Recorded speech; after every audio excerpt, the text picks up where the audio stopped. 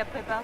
J'avais cours rue Notre-Dame-des-Champs, dans les locaux de la faco, ouais. C'était quoi ton rythme de travail pour préparer Sciences Po? C'était un rythme de long terme. J'avais pas des heures fixes dans la semaine. Je me disais maintenant je bosse Sciences Po.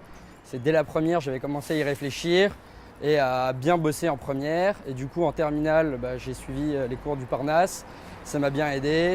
Donc au fil de l'année, je bossais et je m'y suis mis vraiment comme un forcené au mois de février, 2-3 semaines avant le concours, où là j'ai repris tout ce que j'avais, j'ai tout refiché, tout bien, mais j'avais déjà pas mal d'éléments appris, assimilés. Et justement, tu as fait quoi comme prépa? Tu étais là le week-end? Moi j'avais suivi les modules de vacances, donc en Toussaint et Noël de terminale, parce que le week-end je pouvais pas parce que j'avais cours le samedi matin avec mon école, donc ça aurait pas été tenable. Mais donc voilà, le module de vacances était bien justement, une semaine on bossait avec la prépa et après je me reposais une semaine pour repartir d'attaque pour le lycée.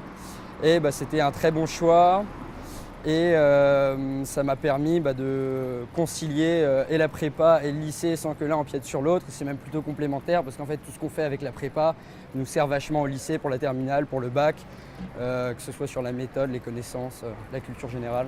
Et alors, t'es arrivé à trouver du temps pour toi un peu entre la prépa, les concours, J'arrivais, le lycée? oui, tout à fait. Non, je sortais pas mal, des cafés, des expos, du sport.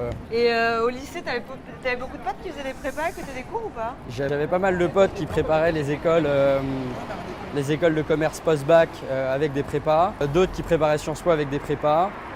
Alors, on est où là? Là, on est devant l'Institut, donc là où ont lieu les cours du Parnasse. Et du coup, c'était là que t'étais pendant tes week-ends? Pendant mes stages, ouais. Et d'ailleurs, vous étiez combien en classe? Une petite dizaine, donc c'est parfait parce que chacun se sentait à l'aise de participer. Et c'était assez interactif du coup les cours avec un nombre comme ça. Est-ce que tu as une petite anecdote de la prépa? Non, moi ce qui m'a marqué c'est surtout mon premier concours blanc en allemand où au bout des 5 premières minutes j'ai compris que je pourrais pas choisir ça. Du coup j'ai levé la main et j'ai demandé au surveillant un sujet d'anglais. Et tu avais eu une bonne note à ce concours blanc? Non, en anglais non.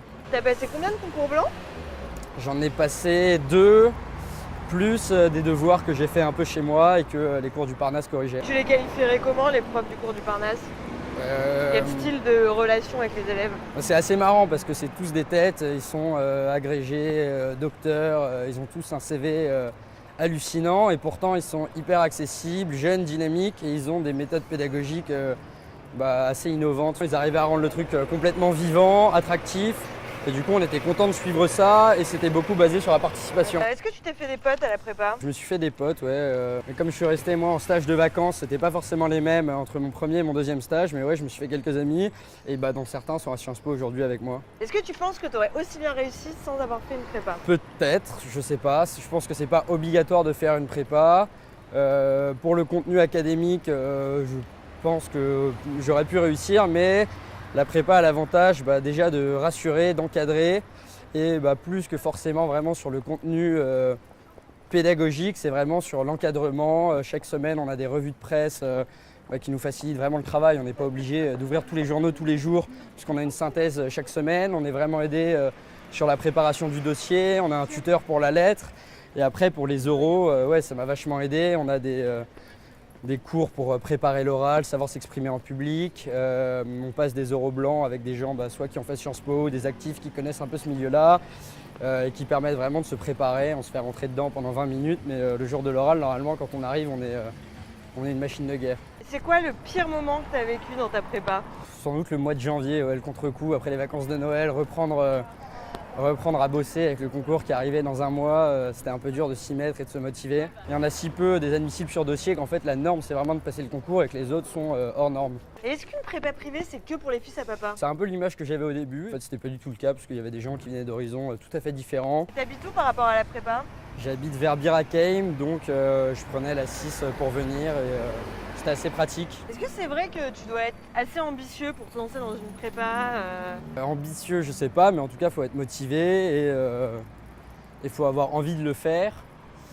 Et de toute manière, une fois qu'on y est, on a généralement envie de le faire et les profs donnent envie et motivent les élèves. Et donc, c'est vraiment un point positif puisque finalement, on est tous motivés, mais il n'y a pas on n'est pas en concurrence entre nous, entre les élèves, c'est plutôt l'esprit d'être en concurrence avec tous les autres. Mais entre nous, on essaie tous de s'aider, de se dépanner pour tous réussir. Merci beaucoup. Merci, à bientôt. À bientôt.